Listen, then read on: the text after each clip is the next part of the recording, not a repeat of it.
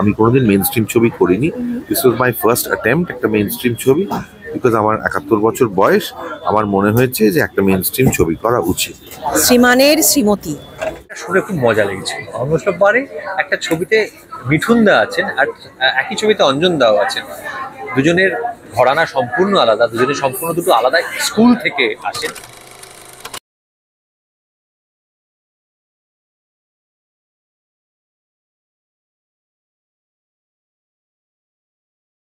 Enjoyable একটা experience আমার কাছে, খুব এনজয়েবল। অঞ্জনা, পরম, এদের সঙ্গে আমি অনেক কাজ করেছি, কিন্তু this was unique, this was very, আমার কাছে খুব মজার লেগেছে। এবং ছবিটাও একটা কমেডি, সুতরাং আমার মনে হয়, আমার তো খুব ভালো লেগেছে করতে। আমার মনে হয় দর্শক একটা কমেডি পেলে খুশি। আমি কোনোদিন মেইন স্ট্রিম ছবি করিনি। This was my first attempt একটা মেইন স্ট্রিম ছবি, বিকজ আমার ৭১ বছর বয়স। আমার মনে হয়েছে যে একটা মেইন স্ট্রিম ছবি করা উচিত, আর প্রতিকৃত এত বলেছে, আমি তাই করেছি। আমার বলতে কোনো দ্বিধা নেই, আমি বলতে চাই সেটা হচ্ছে আমার ছবির ক্যারিয়ারে এটা একটা মাইলস্টোন, এবং একদম আমার জীবনের মাইলস্টোন। মানে আই এম সো লাকি যে আমি এরকম একটা ছবির সাথে আমি যুক্ত আছি। এরকম একটা ছবিতে শুধু যুক্ত আছি না, এরকম একটা ক্যারেক্টার যেখানে শ্রীমানের শ্রীমতী।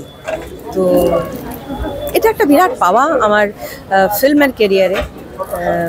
এত বছর এত ছবি করেছি, সব সমেত মানে সবটা মাথায় রেখে বলছি, এ যুগের আমাদের এখানকার সমস্ত স্টারেদের সঙ্গে কাজ করা হয়ে গেছে। তৎসত্ত্বেও এই ছবিটা আমার কাছে ভীষণ স্পেশাল। ছবিতে বিরাট চরিত্রে যে বিরাট কিছু ডিফারেন্স আছে এমনটা নয়। হ্যাঁ, আমায় যখন ছবিটা অফার করেছিল প্রতীকৃত, আমি জিজ্ঞেস করেছিলাম, আচ্ছা ওকে, গল্পটা মিষ্টি, এই চরিত্রগুলো কারা করছে? আমার এটা মিঠুন চক্রবর্তী করছেন, আর এই চরিত্রটা অঞ্জন ভক্ত করছেন। আমার এটা শুনে খুব মজা লেগেছিল। অমৃত বারে একটা ছবিতে মিঠুন দা আছেন আর একই ছবিতে অঞ্জন দাও আছেন। দুজনের ঘরানা সম্পূর্ণ আলাদা, দুজনের সম্পূর্ণ দুটো আলাদা স্কুল থেকে আসেন। এবং একজনকে ছোটবেলা থেকে পাড়ায় যার গান বাজতে শুনেছি, যার ছবির গান বাড়িতে একটা বয়স অবধি গাওয়া মানা ছিল, বারণ ছিল। হ্যাঁ, একটা বয়সের পর অবারিতদার হয়ে যায় ব্যাপারটা। তখন অবশ্য উনি আর গান বা সেই ছবিওয়ালা গান আর তখন আর করতেন না। যার একদিকে ডিস্কো ডান্সার দেখেছি, অন্যদিকে তাহাদের কথা দেখেছি, সেই লোকটা আছেন।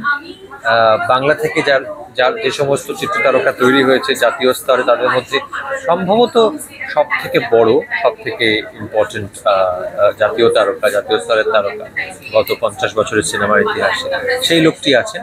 আর অন্যদিকে এমন একটি লোক আছেন যার অভিনয় দর্শন, যার গল্পের দর্শন বিশ্বাস করে অনেকটা সেইটার হাত ধরে আমি বড় হয়েছি, অঞ্জন। তো যার জন্যে আমার অভিনয় জীবন শুরু, সেরকম একজন মানুষ যাকে আমি এখন সুযোগ পেলেই তাকে আমি অভিনেতা হিসেবে পরিচালনা করি। আমার সাম্প্রতিকতম ছবিতে করেছি, আগামী একটাতেও করার ইচ্ছে আছে। সেরকম দুটো লোক একসঙ্গে আছে, সেখানে আমার থাকতে পারলে মন্দ লাগে। ব্যাস, আমার এইখান থেকে ছবিটা করা মেইনলি। এই ডিজিটাল প্রোগ্রেশন জীবন থেকে সরিয়ে দিয়েছে, সেটা হচ্ছে অপেক্ষা। এবং আমার খুব ব্যক্তিগতভাবে মনে হয় অপেক্ষা ছাড়া কোনো ভালোবাসা পরিপূর্ণতা পায় না।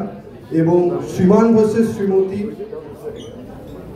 ডিভোর্সের আড়ালে আসলে একটা অপেক্ষার গল্প।